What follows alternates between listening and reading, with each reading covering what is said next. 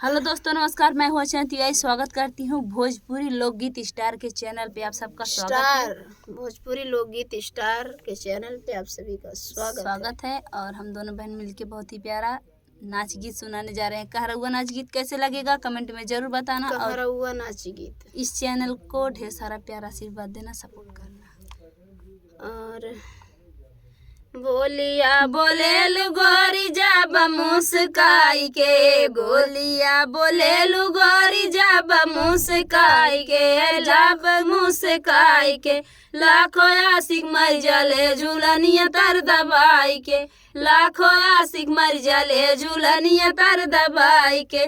सोने की थाली में जेवना परोसे, सोने की थाली में जेवना परोसे, जेवना न जेवई गिराई को मिलाई के, जेवना न जेवई गिराई को मिलाई के, लाखों आशिक मर जाले झूलनिया तर दबाई के, लाखों आशिक मर जाले झूलनिया तर दबाई के।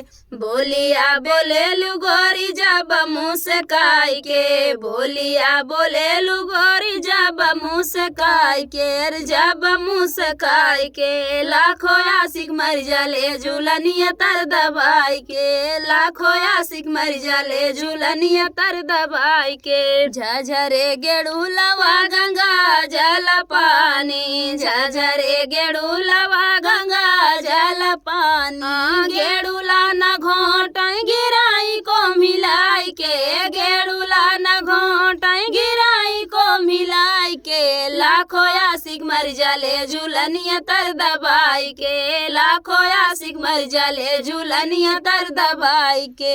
बोलिया बोलेलु गोरी जब मुस्काई के, बोलिया बोलेलु गोरी जब मुस्काई के, जब मुस्काई के लाखों आशिक मर जाले झूलनिया तर दबाई के, लाखों आशिक मर जाले झूलनिया तर दबाई के।